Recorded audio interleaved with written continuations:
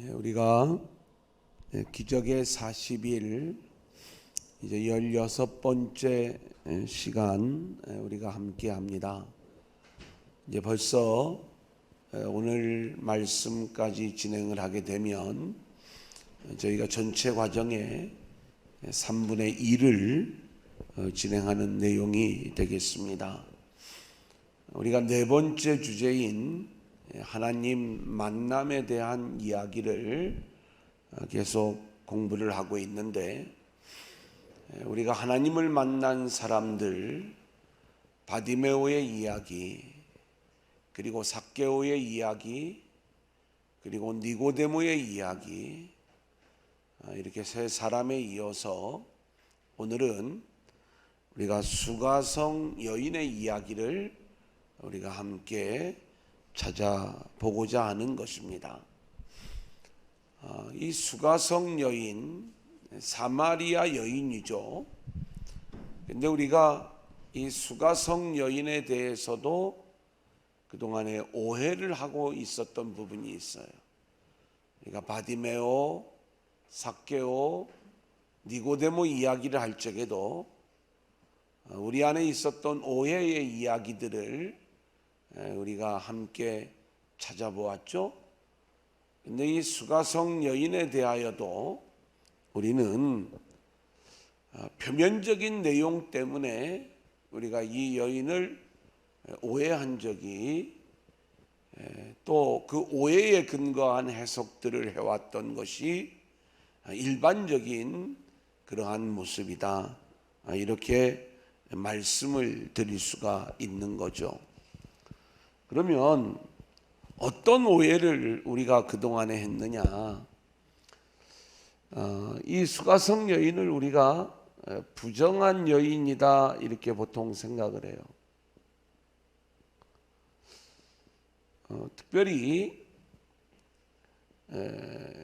육적으로 부정하다라고 생각을 하면서 가늠한 여인의 대표적인 모습으로 이야기를 하는 거예요.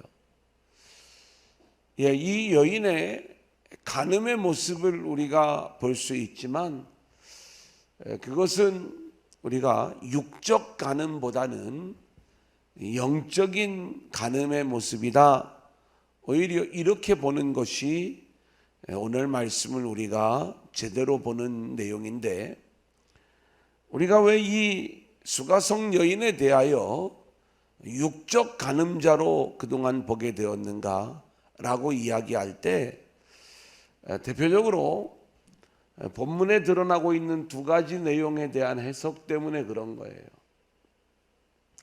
어떤 해석이냐면, 이 여인이 물 깃는 시간이 좀 독특했다는 거죠. 오늘 우리가 공부하겠지만 6시라는 거예요. 6시. 6시에 물을 길러 왔는데, 이 6시에 대한 해석입니다. 또 하나는 이 여인에게 5명의 남편 전에 있었다는 거고, 지금 있는 남편도 네 남편이 아니다 라고 하는 그 표현이 나오고 있는 장면을 우리가 생각을 하는 거예요.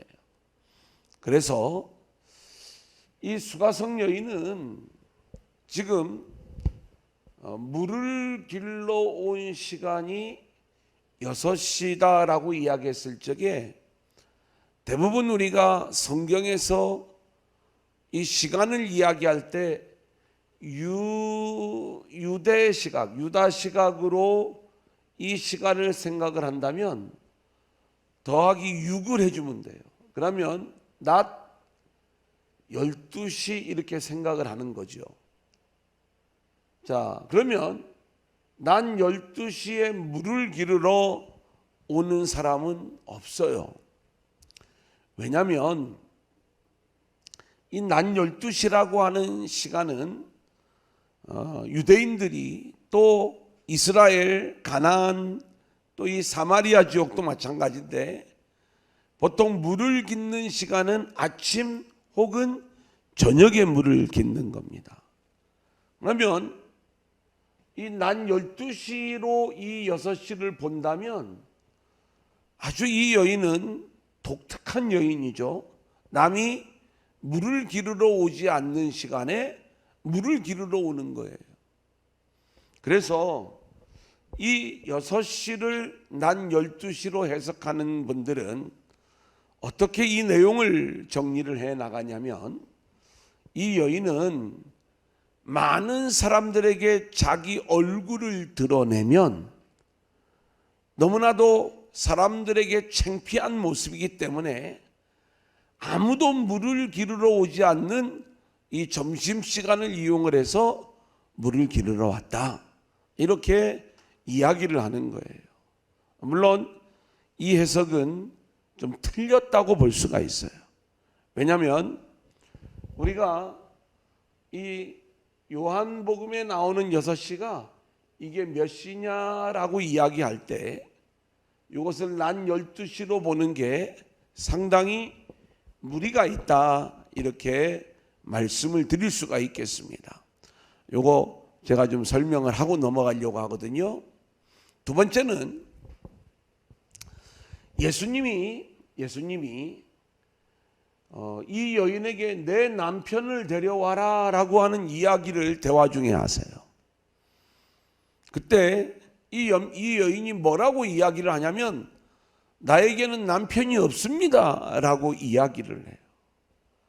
그때 예수님이 어떤 이야기를 하냐면 남편이 없다라고 말하는 내 대답이 옳다라고 이야기를 해요.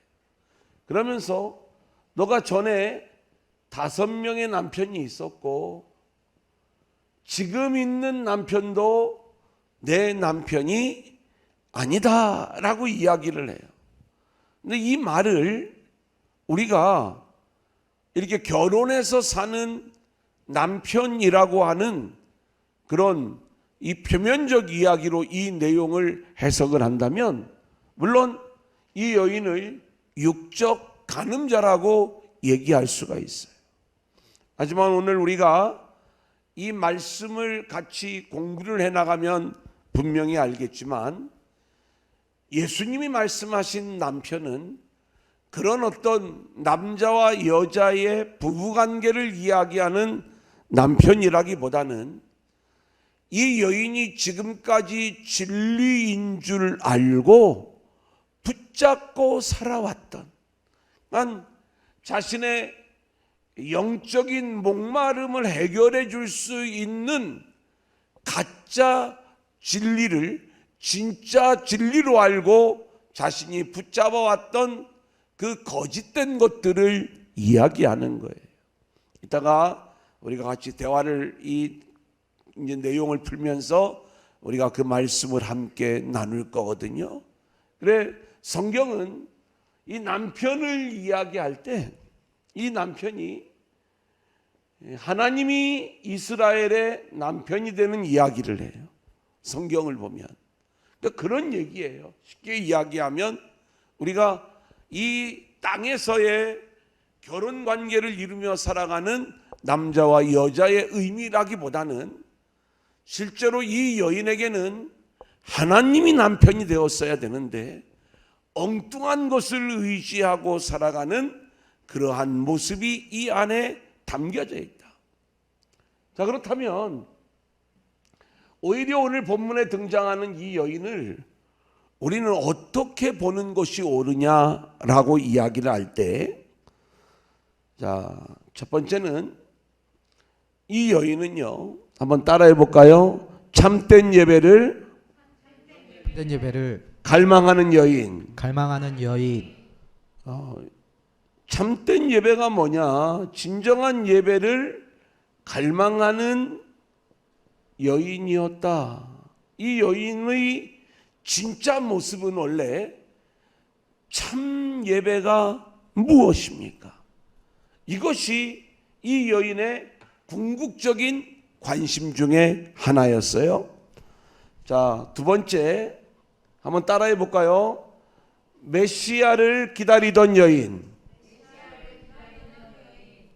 자, 주님 만나기를, 메시아를 기다리던 여인이에요.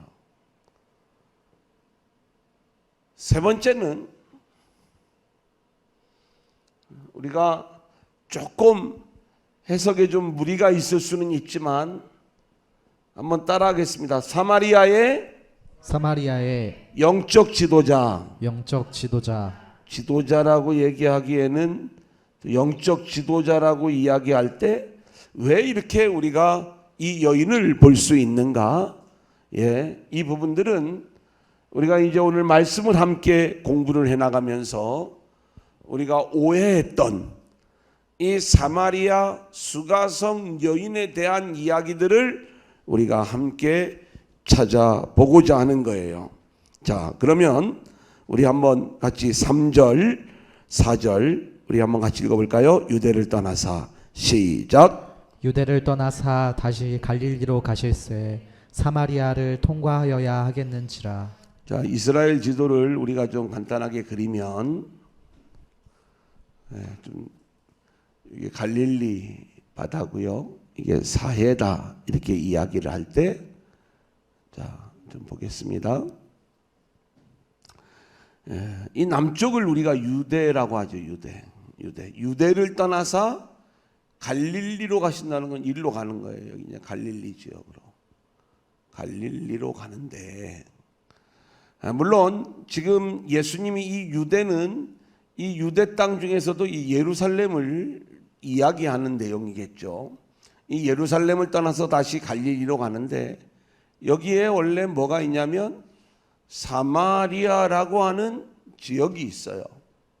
지금 이 사마리아 지역을 이렇게 통과하는 게 원래는 지름길이고 당연한 그러한 모습으로 생각이 되어지는데, 유대인들은 이 사마리아 사람들을 굉장히 경멸을 했어요. 그래서 사마리아 지역을 통과하는 이 길로 다니지 아니하고 주로 이렇게 우리가 이 지중해 연안 길로 가거나 아니면 이 요단강 요 길을 통해서 예루살렘을 오가는 것이, 이게 유대인들이 갈릴리와 예루살렘을 오가는 일반적인 길이었어요. 그러니까 사마리아를 통과하지 않았다. 왜냐하면 이 사마리아에 있는 사람들을 부정하고 그리고 영적으로 더러운 존재라고 생각을 해서 이곳을 지나는 것을 굉장히 꺼림칙하게 생각을 한 거죠. 오늘 제가 이제 그 단톡을 하나 하는 곳이 있는데, 거기에 보니까 대전에서 가면 위험한 곳 해가지고 우리 지족동도 이렇게 보니까 뭐 이번에 이제 확진 환자들이 나왔던 곳들을 막 이렇게 적어 놓았더라고요. 여기 가지 말라는 거예요. 이제 위험하다는 거죠. 그런데 이거하고는 비교할 수 없었던 게 뭐냐면, 이 사마리아 지역은 몸에 어떤 문제가 생기는 그 정도가 아니라 이들은 영적으로 이것을 통과하는 것을 더러워진다라고 생각을 했기 때문에 이 사마리아 지역을 통과하지 않는데, 오늘 3절 4절 말씀을 보면 예수님이 4절에 사마리아를 통과하여야 하겠는지라 이렇게 이야기를 하고 있어요. 여기서 통과하여야 하겠는지라 이렇게 말씀을 하시는 이 내용은 뭐냐면, 예수님이 일부러 이 사마리아를 통과하여 갈릴리로 가시는 그 길을 선택하셨다는 거예요. 또 영어로 이야기하면 must라는 의미가 있어요. 그러니까 예수님이 뭔가 숙명처럼 또 사명처럼 이 사마리아를 통과하는 그 길을 일부러 선택하셨다. 그 왜 그랬는가? 여러분, 예수님이 십자가를 지시기 전에 여리고로 들어가셔서 바디메오와 삭개오를 만난 이야기를 제가 말씀을 드렸죠. 왜 예수님이 여리고로 들어가셨다고 그랬어요? 여리고에 그렇게 예수님 만나기를 갈망하는 바디메오와 삭개오가 있었기 때문에 예수님이 찾아가신 거예요. 마찬가지로 지금 이 수가성 사마리아 땅 안에 누가 있냐면 메시아 만나기를 갈망했던 한 여인이 있었던 거예요. 그게 우리가 오늘 공부하는 이 수가성 여인이에요. 이 수가성 여인이 그렇게 메시아 만나기를 갈망하면서 주님을 고대하고 있을 때에 주님은 일부러 이 사마리아 지역으로 들어가서 이 여인을 만나주시는 장면, 이게 오늘 본문의 이야기다, 이 말씀인 거예요. 자, 그러면 6절 우리 한번 같이 읽어볼까요? 거기 시작. 거기 또 야곱의 우물이 있더라. 예수께서 길 가시다가 피곤하여 우물 곁에 그대로 앉으시니 때가 6시쯤 되었더라. 자, 이 사마리아에 갔는데 여기에 뭐가 있냐면 야곱의 우물이 있다고 그랬어요. 야곱의 우물. 이게 이제 지금으로 얘기하면 세겜 땅에 있는 것입니다. 제가 참 이 이스라엘 땅을 2번 다녀왔어요. 성지순례를. 근데 2번을 갔는데 한 번은 아예 이쪽을 가보지도 못했고요. 또 한 번은 이제 이 근처에 그리심산이라고 있습니다. 여기는 유대인 군인들이 이제 장악하고 있는 곳이어서 여기만 좀 안전이 확보가 돼요. 세겜 땅은 팔레스타인 자치 지역이기 때문에 좀 야곱의 우물에 가서 좀 우물 맛을 좀 보고 싶은데 그냥 그리심산에서 저 아래 보이는 그 야곱의 우물을 그냥 바라만 보고 왔어요. 멀리서 이렇게. 그 정도로 뭐 최근에 다녀온 분들도 제가 이렇게 했던 그 과정 정도로만 이곳을 좀 봤다라고 제가 이야기를 들었어요. 심전사님 그랬다고 했죠. 똑같이. 예. 그래 이런 거예요. 참 가보고 싶은데. 자, 그런데 보세요. 여기에 갔는데 시간이 몇 시라고 나와 있냐면 6시로 나와 있어요. 6시. 아까 이야기했던 것처럼 우리가 이 6시를 유대 시각으로 보면 낮 12시지만 이 낮 12시로 보는 시간이 틀렸다는 거예요. 왜냐하면 우리가 성경을 보면 성경에 마태복음, 마가복음, 누가복음, 요한복음 이 4복음서가 있어요. 근데 마태, 마가, 누가복음은 공관복음이라고 이야기를 해서 관점이 같으면서 여기에 쓰여져 있는 시간은 전부 다 유대 시각으로 쓰여진 것이 맞습니다. 그래서 예수님이 십자가에 달린 시각을 3시라고 표현을 하면 이게 아침 9시에 달린 게 맞는 거예요. 무슨 말인지 알겠죠?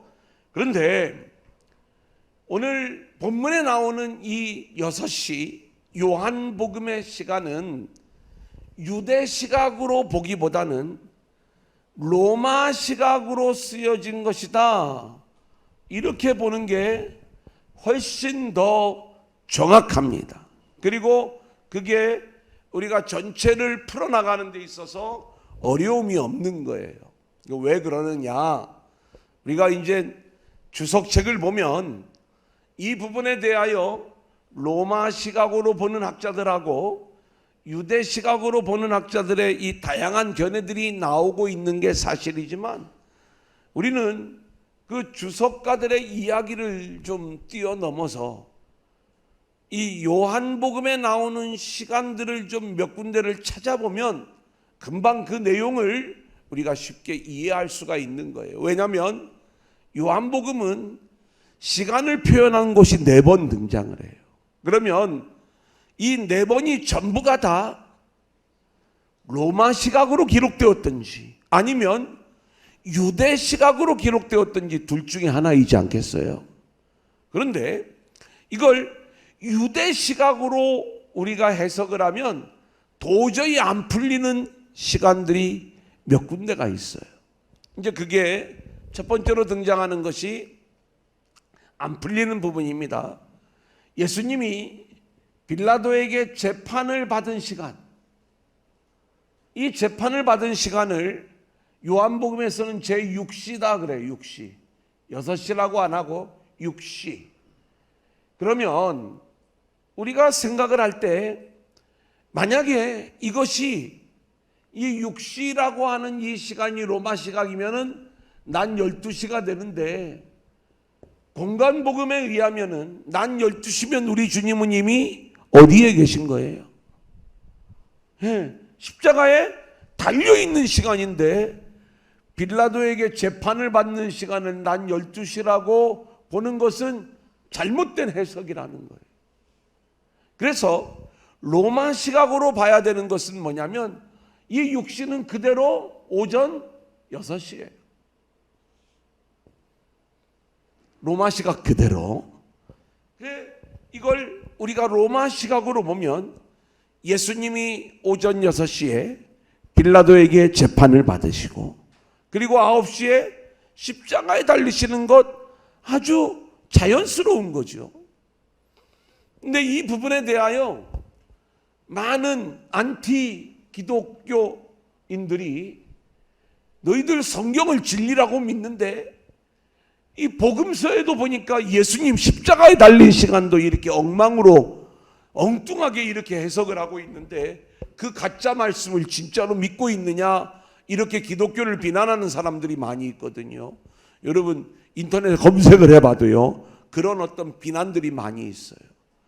그들이 몰랐던 것은 이 요한복음이 뭘로 기록이 되어져 있느냐, 로마 시각으로 기록되었다는 것을 간과했던 것이죠. 또 하나는 우리가 이제 이 시간을 좀 말씀을 한 번 더 드리려고 하는데, 우리가 예수님이 요한복음 4장에 보면 왕의 신하의 아들을 고친 시간이 나와요. 언제 고쳤느냐 이 시간을 물어봤을 때 언제 아들이 낳았느냐, 그러니까 어제 7시에 아들이 낳았습니다, 이렇게 이야기를 하는 거예요.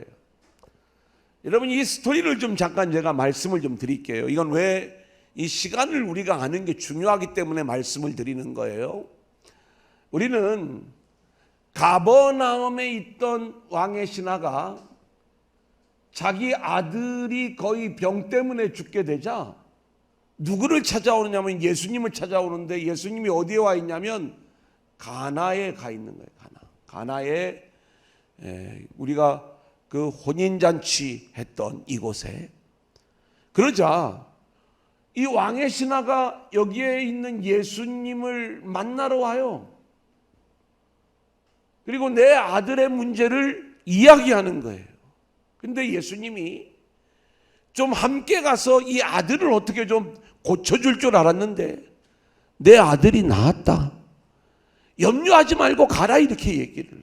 그러자 이 왕의 신하가 믿고 가는 거예요. 어디로 가요? 다시 가버나움으로 가는 거죠. 가버나움으로. 이 가버나움으로 가는데 가버나움에서는 진짜로 이 왕의 신하의 아들이 나았으니까 이 집안에 있던 종들이 자기 주인에게 말을 하려고 사람들이 오는 거예요. 길 중간에서 만났잖아요. 만났는데 이제 서로 만나가지고 하는 얘기가 뭐냐면 자기 왕의 신하한테 뭐라고 이야기하냐면 당신 아들이 나았습니다, 이렇게 얘기를 하는 거예요. 그러면 언제 나았느냐 했더니 성경에 보면 뭐라고 하면 어제 7시에 나았습니다. 이걸 우리가 유심히 보지 못하면 그런가 보다 이렇게 생각을 하는데 이건 되게 의미가 있는 내용이에요. 뭐냐면 어제 7시에 나왔으면 우리가 한번 생각을 해보세요. 어제 아니 어제 나왔는데 왜 오늘 가요? 이게 이제 우리가 시간을 이해하는 단서가 되는 거죠. 어제 7시라면 이 왕의 신하가 가나에서 자기 집으로 갈 적에 어제 출발했어야 되죠. 예수님이 네 아들 낳았다고 했으니까 너무나도 궁금할 거 아니겠어요?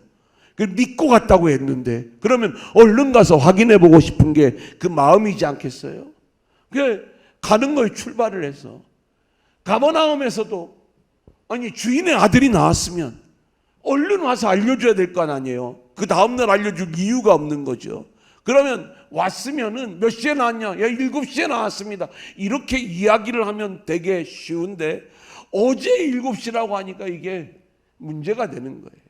그런데 어제 7시가 전혀 문제가 안 돼요. 왜냐하면 이 7시는 로마 시각 그대로 저녁 7시인 거예요. 저녁 7시니까 출발을 할 수가 있어요, 없어요? 없지요. 그래서 우리는 다음날 아침 일찍 출발한 것으로 보는 게 이게 합리적이다. 이 내용을 보는 게. 만약에 이것을 유대 시각으로 보면 오후 1시예요. 머무를 이유가 없는 거예요. 그죠? 그래서 유대 시각으로 보는 것보다는 우리가 로마 시각으로 보는 게 옳다. 오늘 이 시간도 6시에 6시 야곱의 우물에 모였을 때의 시간. 그런데 이 시간을 우리가 힌트할 수 있는 게 8절에 나와 있습니다. 이는 제자들이 먹을 것을 사러 그 동네에 들어갔음이러라. 그러니까 예수님이 제자들과 함께 이 수가성 우물가 야곱의 우물에 왔을 때의 6시간은 어떤 시간이냐면 먹을 것을 사러, 그러니까 저녁 먹을 시간이라는 거예요. 저녁 시간, 저녁 식사 시간.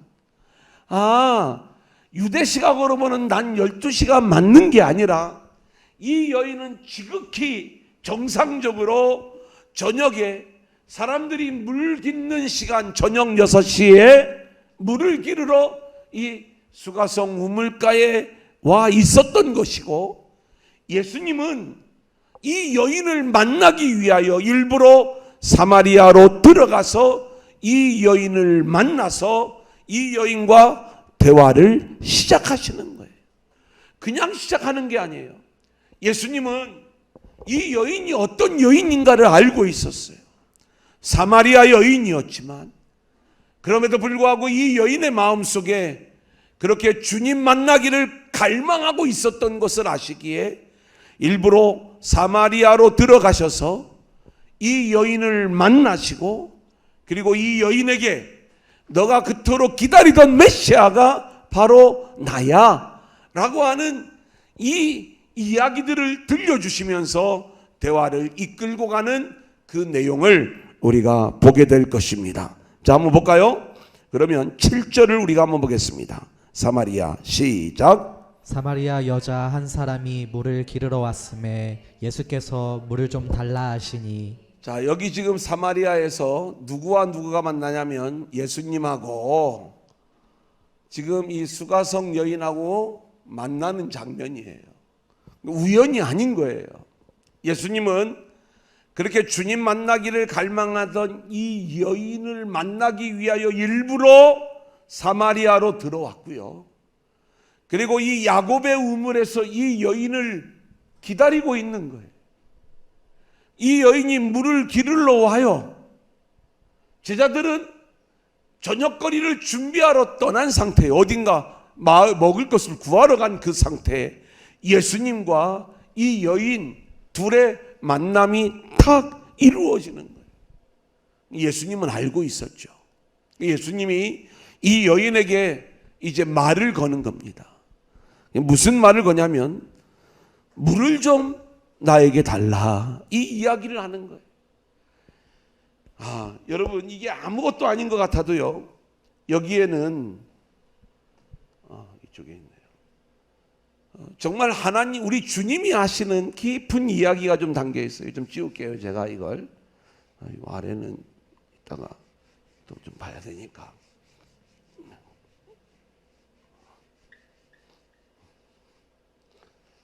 이 수가성 여인하고 이야기를 하는데 첫 번째는 예수님이 얘기하는 게 물을 달라는 거예요.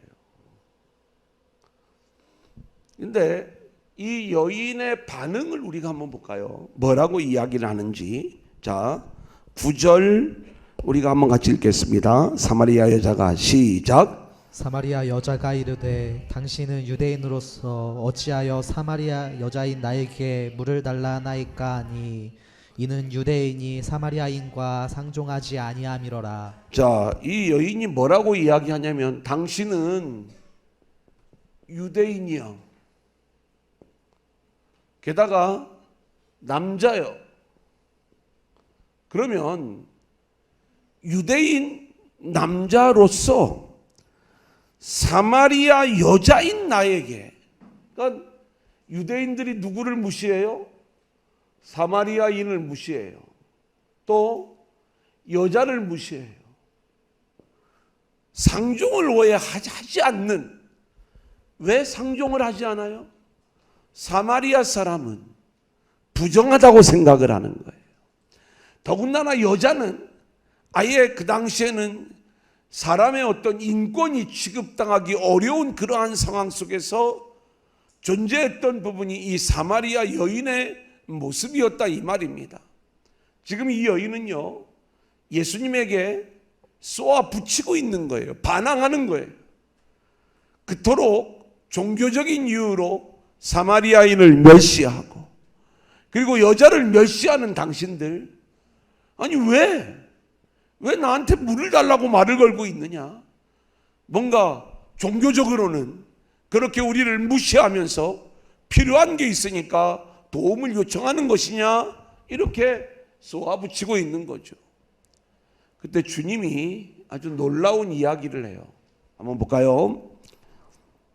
몇 절을 보냐면 10절 우리 한번 같이 읽겠습니다. 예수께서 시작. 예수께서 대답하여 이르시되 내가 만일 하나님의 선물과 또 내게 물 좀 달라 하는 이가 누구인 줄 알았더라면 내가 그에게 구하였을 것이요 그가 생수를 내게 주었으리라.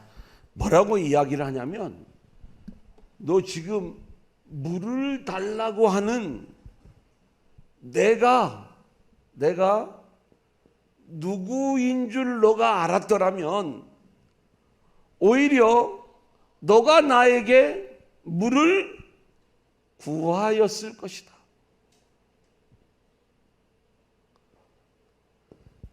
그러면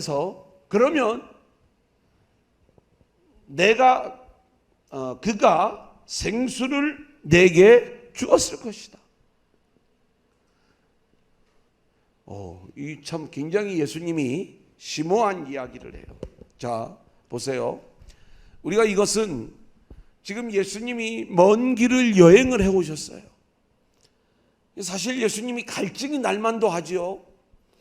수가성 우물가에서 예수님이 한 여인을 만나가지고 나에게 물을 좀 주시오 이렇게 이야기를 하는 거예요.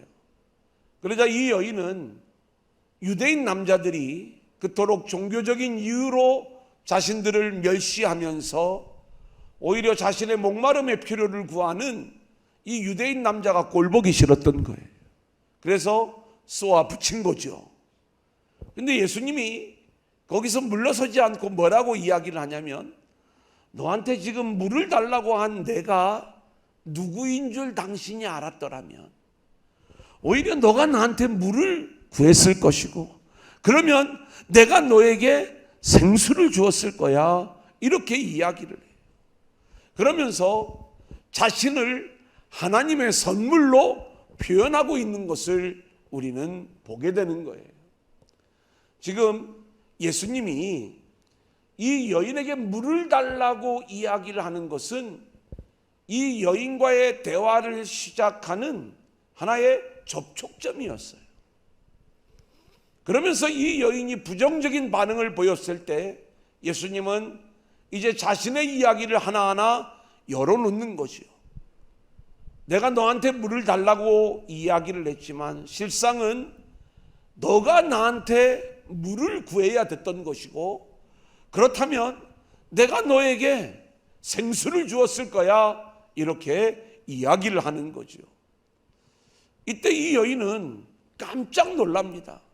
여러분, 어떤 놀라운 반응을 보이냐면 11절, 12절 우리 한번 같이 읽어볼까요? 여자가 이르되, 시작.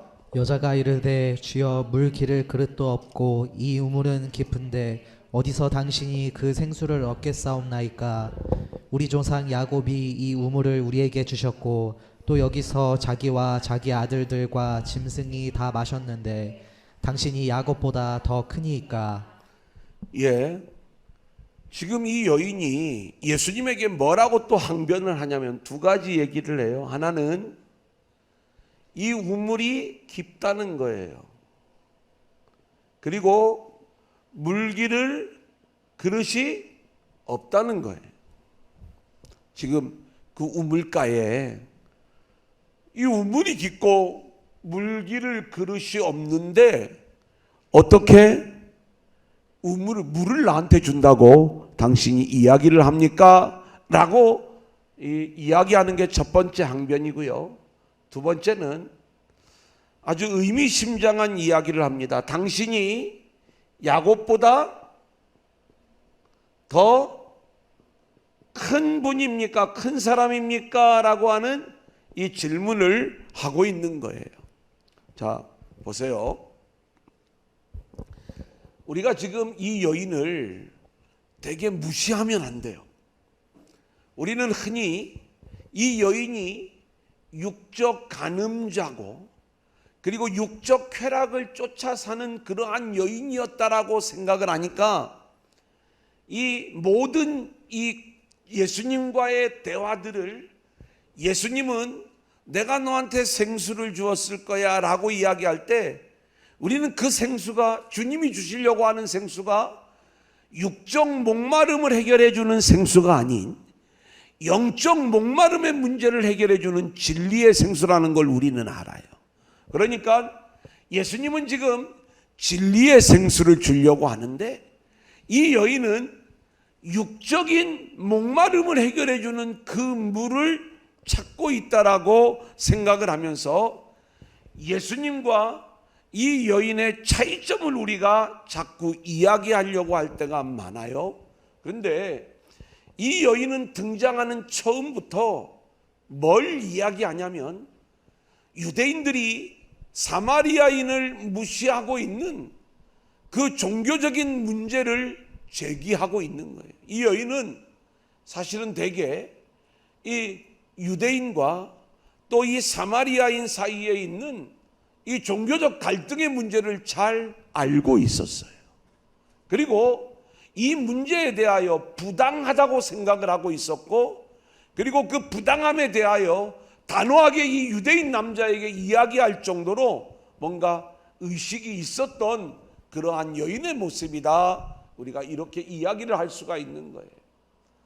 여러분, 이 여인과 주님과의 대화를 나누면 우리가 생각을 해보면 이 여인이 정말 이 육적인 간음자고 육적인 갈증의 문제를 해결하기 위하여 지금 주님과 대화를 나누고 있다라고 생각을 하면 오늘 밤 여러분이 요한복음을 이 4장만 100번은 읽어봐도 이 둘 사이의 대화는 동문서답으로 끝나고 있어요. 도저히 우리가 이해하지 못하는 내용들이 너무나 많이 있다는 것을 보게 되는 거예요. 그런 이야기가 아닌 거죠. 이 여인은 지금 예수님이 생수를 준다라고 이야기할 때 자신이 의지하고 있던 이 야곱의 우물의 내용을 예수님께 이야기를 하는 거예요. 처음에는 이 여인이 정확하게 알았느냐? 예, 이 여인은 지금 예수님이 너가 오히려 나에게 물을 구하였을 것이다 라고 이야기를 할 때 이 물이 어떤 마시는 물이 아닌 진리의 생수요 영적 생수를 이야기하는 것을 이 여인은 눈치채고 예수님께 뭐라고 이야기를 하냐면 당신이 야곱보다 더 큰 사람입니까? 이렇게 이야기를 하는 거예요. 그러면서 그 야곱의 우물을 자랑을 하고 있는 거죠. 야곱의 우물을 자랑을 하는 건 뭐냐면 그냥 그 물맛이 좋다. 그리고 이 물이 신비한 물이다. 또 이 물 굉장히 한 번만 마시면 일주일 동안은 목이 안 말라. 그 정도로 시원해. 이런 걸 이야기하는 게 아니에요. 야곱의 우물이 깊다라고 하는 이 부분에는 이런 부분들을 얘기하고 있어요. 뭐냐면 지금 이 사마리아 지역에 있는 사람들도 야곱의 우물을 먹고 있는 사람들이다 라고 하는 이 말씀 속에 우리도 너희들이 사마리아인이라고 우리를 깔보고 무시하지만 우리 역시 야곱의 후손이야, 이 이야기예요. 그리고 또 하나, 이 야곱의 우물이 깊다라고 하는 것을, 그 깊은 우물을 먹고 있다라고 하는 것들을 예수님에게 이야기를 하고 있는 거예요. 물기를 그릇이 없다라고 하는 이 부분은 우리가 이제 다양한 해석을 할 수가 있어요. 뭐냐면 여러분, 우물가에 우물을 기를 수 있는 두레박은 다 있기 마련인 것이죠. 그런데 예수님이 이곳에 와서 그 두레박으로 스스로 물을 길어서 물을 마시면 되는 건데 왜 이 여인에게 물을 좀 달라고 했냐면 그 출발점이 유대인의 정결법에 있는 거예요. 유대인들은 이 수가성, 이 사마리아 사람들을 부정하게 보기 때문에 사마리아인들이 쓰는 이 두레박을 사용을 하지 않았어요. 그래서 물을 달라고 이야기를 하는 거죠. 지금 이 수가성 여인은 예수님에게 지금 이 유대인들의 이런 모든 과정들을 다 알고 있으면서 그 내용과 빗대어서 이야기하기를, 우리가 지금 이 야곱의 우물을 의지하여 우리도 조상 대대로부터 지금까지 함께 살아왔다.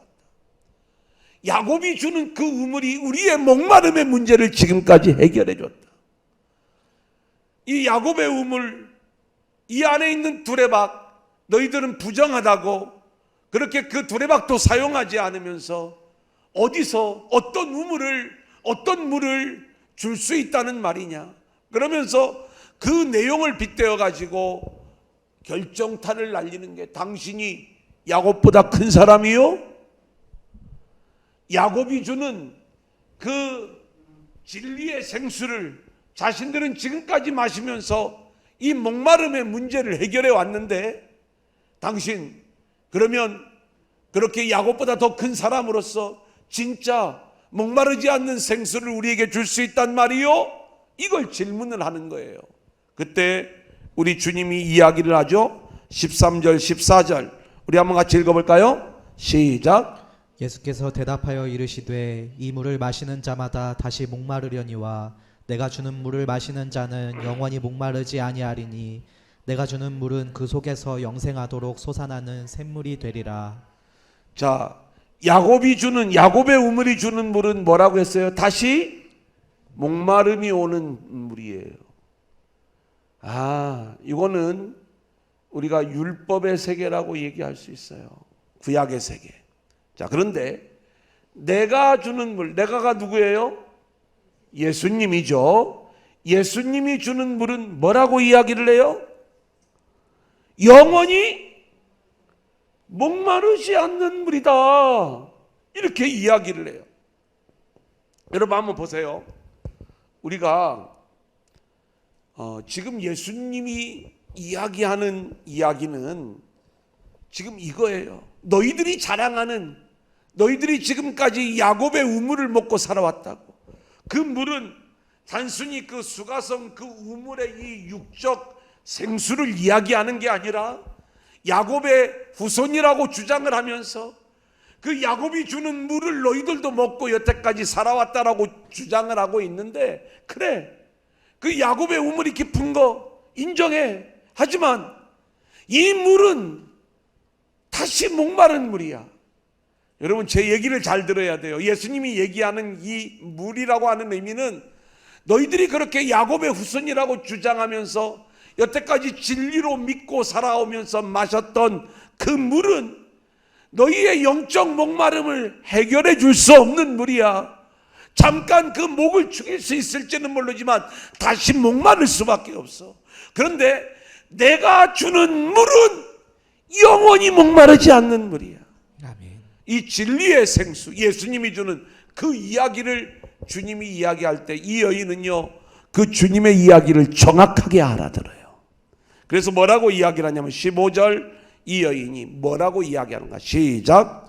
여자가 이르되 주여 그런 물을 내게 주사 목마르지도 않고 또 여기 물 기르러 오지도 않게 하옵소서. 한번 따라합니다. 그런 물을 그런 물을 내게 주소서. 내게 주소서. 여러분, 우리가 알아야 될 비밀이 오늘 이 말씀 속에 우리가 담겨져 있는 것들을 봐야 되는 거예요. 저와 여러분은요, 늘 우리의 인생을 목마름에서 건져줄 진리의 생수를 찾아서 헤매이고 있는 게 우리들의 모습인 거예요. 우리가 이제 영원히 목마르지 않는 생수가 이곳에 있다고 해서 찾아온 곳이 기적의 40일이에요. 근데 이 기적의 40일에 우리가 어떤 종교적인 열심을 가지고 온다고 해가지고 영원히 목마르지 않는 생수를 우리가 얻을 수 있는 게 아니라 이곳에 그렇게 메시아를 갈망하는 저와 여러분을 찾아오신 주님을 만남으로, 아멘. 그리고 그 주님이 주시는 물을 마심으로 아멘. 우리는 영원히 목마르지 않는 생수를 얻게 되는 줄로 믿습니다. 아멘. 그러니까 주님이 그 약속을 우리 가운데 하실 때 우리가 이 기적의 40일에 와서 한번 따라합니다. 그런 물을 나에게 주세요. 나에게 주세요. 예수님이 영원히 목마르지 않는 물을 주신다고 했으니까 그런 물을 나에게 주세요. 우리가 이 요청을 하면서 우리는 이 기적의 40일에 참여할 수 있어야 되는 거예요. 아멘. 어떤 분은 이 본문을 가지고 어떻게 해석을 하냐면, 아니 이 여자는 그렇게 여전히 지금 예수님이 하는 말을 오해하고 물길로 오는 게 귀찮아가지고 영원히 목마르지 않는 그 물이 있다니까, 그 물을 좀 줘서 여기에 물길로 오지 않게 해달라고 그랬다고 이 부분을 그렇게 해석을 하시는 분이 계시더라고요. 근데 그것은요, 이 여인을 무시해도 우리가 너무 무시한 거예요. 여러분 생각해 보세요. 만약에 이 육적인 물이라고 생각을 했으면 뻥치지 마요. 세상에 영원히 목마르지 않는 물이 어디 있어요? 혹시 당신 미친 거 아니요? 여러분 이게 당연한 반응 아니겠어요? 근데 이 여인은요, 주님하고 지금 정확한 대화를 나누고 있는 거예요. 주님이 너가 지금 하나님의 선물, 즉 너에게 지금 내가 말하고 있는 내가 누구인 줄 알았더라면 너가 오히려 나한테 생수를 구했을 거야 라고 이야기할 때부터 이 여인은 정확하게 지금 예수님이 주려고 하는 게 이 떠먹는 물이 아닌 예수님에게서 나오는 진리의 생수인 걸 알았어요. 그때 이 여인이 이 야곱의 우물을 자랑하면서 그 보이는 그 육적인 물이 아닌 자신들이 야곱의 후손으로서 야곱으로부터 그 진리의 생수를 받아 마시면서, 야곱의 후손으로 그들에게 율법이 있었어요. 그들에게도 모세 오경이 그들의 경전이었어요. 그러니까 우리가 그렇게 이 야곱의 우물을 먹으며 자라왔는데 당신 그러면 우리보다 이 야곱보다 더 큰 사람입니까? 이렇게 물어볼 때 야곱보다 더 깊은 진리의 생수를 나에게 줄 수 있다는 얘기입니까? 이 질문이었고, 예수님이 야곱의 우물은 다시 목마를 수밖에 없는 우물이지만 내가 주는 물은 영원히 목마르지 않는 물이야 라고 이야기할 때 이 여인은 정확하게 그 물을, 그런 물을 나에게 주세요 이렇게 이야기를 하는 거예요. 그러자 예수님이 이 여인에게 그 물을 주는 겁니다. 어떻게 주느냐? 16절 우리 한번 같이 읽어볼까요? 시작. 이르시되 가서 내 남편을 불러오라. 자, 물을 달라고 하는데 누구를 불러오라고 그래요? 한번 따라합니다. 가서 내 남편을 불러와라. 불러와라. 한번 따라합니다. 내 남편이 누구냐? 내 남편이 내 남편이 누구냐? 누구냐? 이걸 묻고 있는 거예요. 영원히 목마르지 않는 생수를 달라고 하니까 예수님이 이 여인에게 네 남편이 누구냐? 이걸 묻고 있는 거예요. 왜냐하면 여러분, 이스라엘에게는 참된 남편이 누구라고 그랬어요? 하나님이셨죠. 그죠? 하나님이 내가 너희의 남편이 되었는데 너희가 나를 떠났다고 이야기를 하잖아요. 이 여인에게 영원히 목마르지 않는 생수가 어디로부터 오는가를 지금 짚어주고 있는, 너의 남편이 누구냐라고 물으니까 이 여인이 대답을 못하는 거예요. 지금 예수님이 묻는 남편은 너가 지금 같이 살고 있는 남자가 누구냐 이걸 물어보는 게 아니라, 너가 지금까지 영원히 너의 목마름을 해결해 줄 수 있는 진리라고 붙잡고 살아왔던 그 진리가 뭐냐 이걸 물어보고 있는 거예요.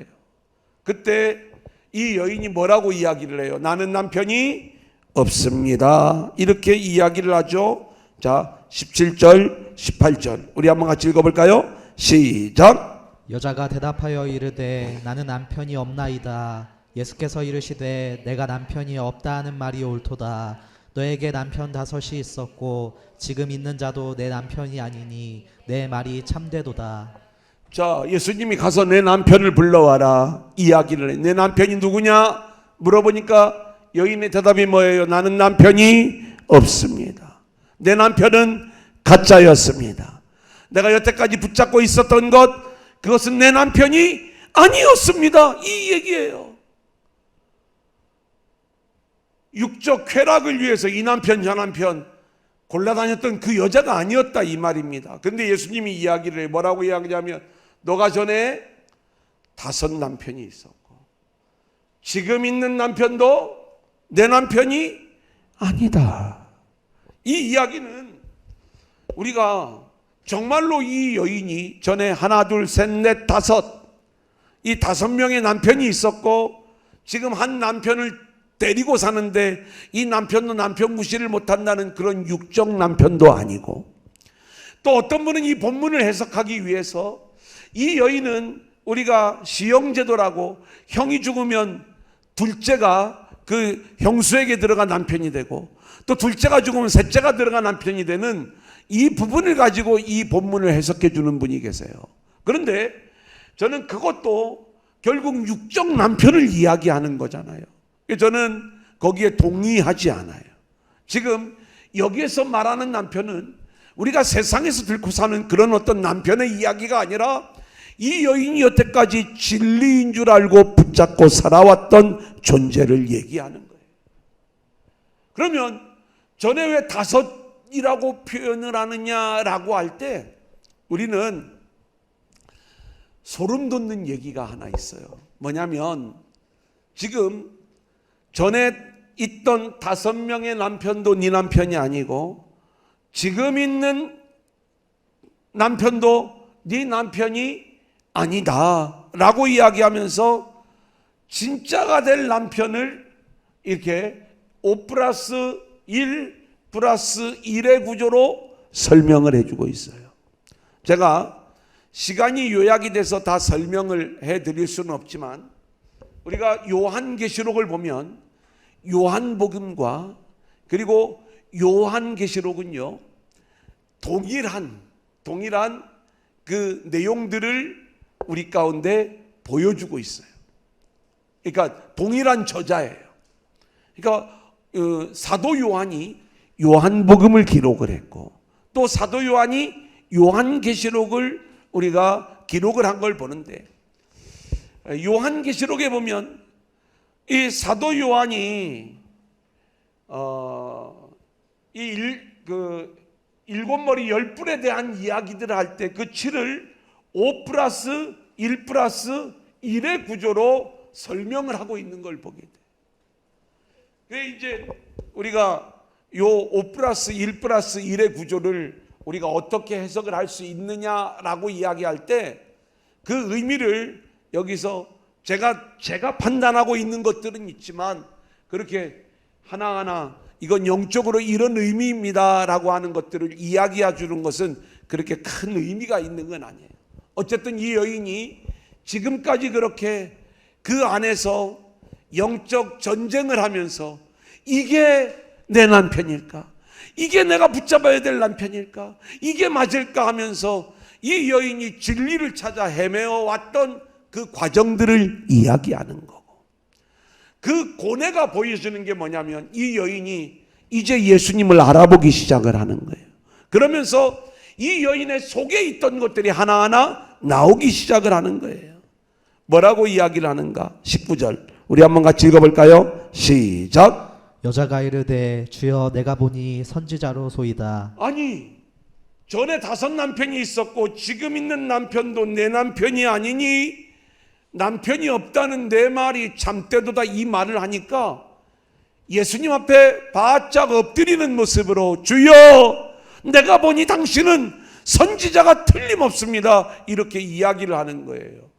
우리는 이 장면을 가지고 예수님이 용케도 이 여인의 과거를 알아맞혔다고 그렇게 예수님 앞에 무릎 꿇는 모습이라고 생각을 하는데, 그렇게 생각하면 오해입니다. 왜냐하면 그 선지자라고 고백한 다음에 이 여인의 질문을 우리가 볼 수가 있어요. 그 질문의 내용이 뭔가 한번 볼까요? 자, 주여 내가 보니 선지자로소이다. 20절 시작. 우리 조상들은 이 산에서 예배하였는데 당신들의 말은 예배할 곳이 예루살렘에 있다 하더이다. 자, 여러분 여기를 잠깐 좀 보세요. 제가 이 수가성 여인에 대해서 우리가 오해했던 부분들이 있는데, 그 오해하는 것처럼 이 여인은 육적 간음자가 아니라 첫 번째 어떤 사람이라고 했냐면 참된 예배를 갈망하는 여인이라고 했어요. 그러니까 이 여인은 정말 메시아를 기다리면서요 늘 하나님을 예배하는, 그러면서 자신의 영적 목마름을 해결하기를 원했던 그 여인인데, 아무리 예배를 드려도 이 영적인 목마름이 해결되지가 않는 거예요. 그래서 유대인들이 주장하는 대로 이 지금 그리심산에 있는 그 자신들의 어떤 성전이 아닌 유대인들이 이야기하고 있는 예루살렘 성전에 가서 예배를 하면 내 영적 목마름이 해결될라나, 이제 예수님이 어떤 분인가를 딱 알고 나서 그때 이야기하는 게 뭐냐면 이 이야기인 거예요. 참된 예배를 드리려면, 그러면 당신들이 이야기하는 예루살렘에 가서 예배를 드려야 되나요? 라고 이야기를 하는 거죠. 그때 예수님이 뭐라고 대답을 해요? 자, 24절 우리 한번 같이 읽어볼까요? 하나님은 시작. 하나님은 영이시니 예배하는 자가 영과 진리로 예배할지니라. 한번 따라합니다. 영과 진리로 예배하라. 진리로 예배하라. 여러분 이 이야기는 잘 보세요. 이제 이 여인과 예수님과의 대화가 얼마나 멋지게 이어지고 있는지, 예수님이 물을 달라는 말로 접촉점을 찾아서 이야기를 하니까 예수님에게 버럭하고 화를 냈던 게 이 여인이었어요.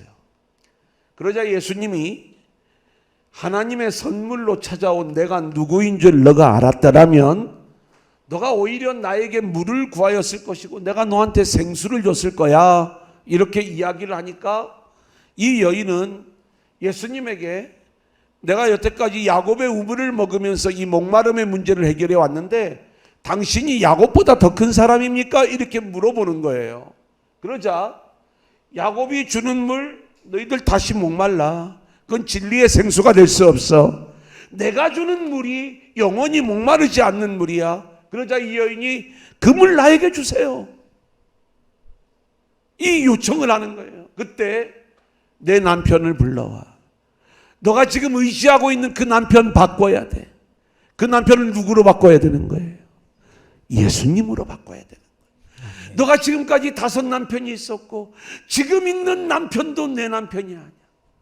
이 5+1, 그 다음에 7번째로 등장하는 남편이 예수님인 거예요. 이제 남편을 바꾼다면 예수님이 7번째 남편, 이 7이라고 하는 건 언약이라는 의미가 있어요. 언약의 남편인 예수님을 자신의 남편으로 삼을 때에 영원히 목마르지 않는 생수를 얻게 되는 거야. 이 이야기를 하니까 그때 이 여인이 뭐라고 이야기하면 당신은 선지자가 맞습니다. 이제 예수님 앞에 굴복하기 시작을 하는 거예요. 예수님이 지금 이 여인을 예수님이 어떤 분인가를 알아가는 그 모습으로 지금 이끌고 있는 거죠. 자, 그러자 이 여인은요, 이제 예수님에게 자신의 목마름의 문제를 물어보기 시작을 하는 거예요. 참된 예배 어떻게 하면 드립니까? 예수님의 대답이요, 그건 장소의 문제가 아니야. 영 안에서. 그러니까 내가 드리는 예배가 아니라 성령 안에서 이끌림을 받는 예배. 내가 준비한 제물로 드리는 그 예배가 아니라 진리 알레테이아, 참된 제물이신 예수 그리스도를 붙잡는 예배. 요 예배를 알려주고 있는 거예요. 자, 두 번째로 이 여인은요, 메시아를 기다리던 여인이라고 했어요. 우리 한번 같이 볼까요? 25절 같이 한번 읽겠습니다. 여자가 이르되, 시작. 여자가 이르되 메시아 곧 그리스도라 하는 이가 오실 줄을 내가 아노니 그가 오시면 모든 것을 우리에게 알려주시리이다. 이 여인은요, 지금 메시아가 올 걸 알고 있었던 여인이에요. 그렇게 막 쾌락을 일삼고 머리에 꽃 꽂고 다니면서 막 그렇게 이 남자 저 남자 유혹하는 그런 여인이 아니었다고요. 참된 예배를 갈망하고 그토록 예수님 오시기를 기다리면서 예수님이 오시면, 그 메시아가 오시면 내 인생의 참된 목마름의 문제를 해결해 줄 수 있을 것입니다 라고 이야기했을 때 드디어 예수님이 이 여인에게 핵폭탄을 탁 터뜨리는 거예요. 26절 시작. 예수께서 이르시되 내게 말하는 내가 그라하시니라. 너가 그렇게 기다렸던 메시아가 바로 나야. 그래서 내가 일부러 너를 만나려고 사마리아로 들어와서 이 우물가에서 너하고 대화를 지금까지 나눈 거야. 너를 내가 이렇게 만나고 이 이야기를 주님이 들려주시는 거예요.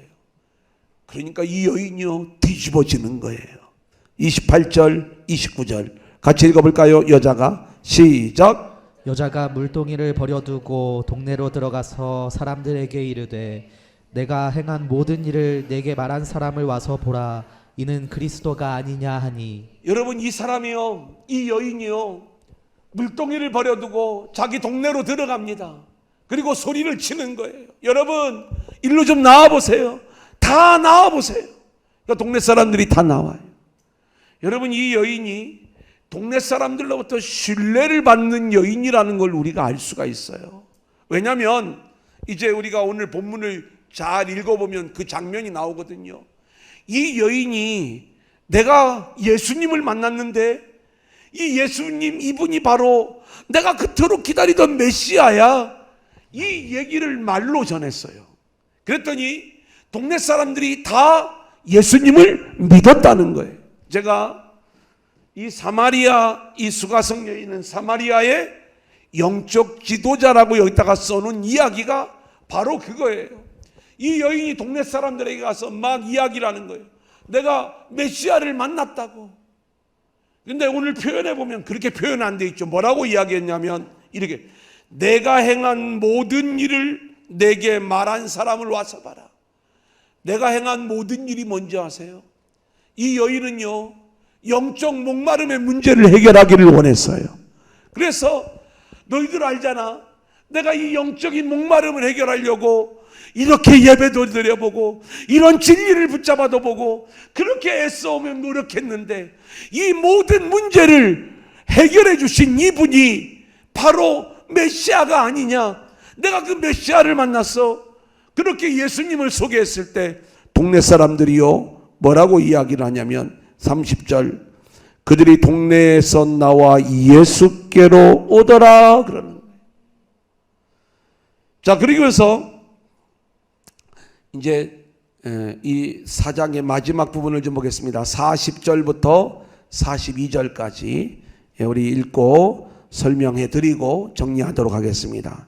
40절부터 42절 시작. 사마리아인들이 예수께 와서 자기들과 함께 유하시기를 청하니 거기서 이틀을 유하심에 예수의 말씀으로 말미암아 믿는 자가 더욱 많아 그 여자에게 말하되 이제 우리가 믿는 것은 내 말로 인함이 아니니 이는 우리가 친히 듣고 그가 참으로 세상의 구주신 줄 알미라 하였더라. 여러분, 예수님이 이들과 함께 이틀을 더 유하시죠. 여러분 보세요. 이 여인이 얼마나 영적 지도력이 있었냐면 예수님에 대한 이 증언을 듣고서, 이 사마리아 수가성 이 여인의 증언을 듣고서 예수님이 그 마을에서 이틀을 더 유하기를 구하는 거예요. 만약에 그게 이제 39절에 나왔거든요. 이 여인의 증언만 듣고도 예수님을 믿는 사람들이 많았고요. 그리고 이 여인의 증언을 듣고 우리 여기 좀 더 머물러 주세요, 예수님을 붙잡는 거예요. 여러분, 그러면 이 여인이 그렇게 육적 쾌락을 추구해서 이 남자 저 남자를 찾아다녔던 그런 여인이라면, 이 여인이 내가 메시아 만났다고 했을 때 뭐라고 했겠어요? 이 미친, 이렇게 쪼기죠. 근데 이 사마리아 사람들이 어떻게 해요? 그 증언을 믿어요. 그리고 예수님을 좀 이틀만 더 계시죠. 그리고 예수님을 직접 경험을 해요. 42절에 뭐라고 이야기를, 이 여자에게 이제 우리가 믿는 것은 내 말로 인하면, 우리가 처음 예수님을 믿었던 것은 너가 증언해 줬기 때문에 우리가 믿었지만, 이제 우리가 믿는 것은 친히 예수님을 이틀 동안 경험해 보니까 이 예수님이 메시아가 맞다, 이 얘기하는 거예요. 자, 오늘 아마 제가 요한복음 강해를 할 때 이 내용을, 설교를 제가 이 방향으로 말씀을 드린 적이 있어요. 저는 이 수가성 여인에 대한 설교를 한 10년 전부터 제가 방향을 내가 잘못 찾았구나. 그 이전에 이 본문에 대한 해석이 제가 육적 간음자로 해석을 했던 것이 틀렸구나 하는 걸 깨닫고, 그리고 성도님들에게 죄송하다고, 그리고 사과하고, 그리고 이 본문을 이렇게 육적 간음자가 아닌 영적 간음자로 보는 것이 옳다. 그리고 남편의 문제는 데리고 사는 남편이 아닌 의지하고 붙잡고 살아가는 존재를 이야기하는 것, 진리 혹은 존재. 그래, 실제로 이 여인이 영원히 목마르지 않는 그 생수를 그동안에 만나지 못했던 것은 남편이 잘못되었기 때문에 그런 거고, 남편을 바꿔야 되는데 그 남편은 그에게 메시아임을 알려주시기 위하여 찾아오신 예수님이 이 여인에게 영원히 목마르지 않는 생수를 얻는 길이었어요. 그 주님이 남편이 되는 길. 자, 정리해 보면 예수님은 바디메오가, 삭개오가, 그리고 니고데모가 그렇게 주님 만나기를 원했을 때 기꺼이 찾아가서 그렇게 만나주시고, 또 그들과 함께 하셨던 그 모습 그대로 지금 이 수가성 여인이 메시아 만나기를 갈망하고 기다리고 있을 때에 기꺼이 이 사마리아 여인에게도 찾아가셔서 당신이 어떤 분인가를 알려주시면서 이 여인의 영적 목마름의 문제를 해결해 주고 있는 이 장면을 우리가 보게 되는 거예요. 오늘 우리가 이 영적인 목마름의 문제를 해결하기 위하여 기적의 40일에 나와 있는데, 우리가 주님 만나기를 갈망할 때 주님이 이 자리에 찾아오셔서 우리에게 묻는 거예요. 네 남편이 누구냐? 이번에 남편을 반드시 바꿔라. 우리가 바꿔야 될 남편은 누구예요? 예수님이 우리의 남편이 되어 주셔야 되는 거예요. 그래서 그 진짜 남편이신 예수님으로 말미암아 우리 안에 있는 이 영원한 목마름의 문제가 해결되어지는 역사가 있어지기를 소원합니다.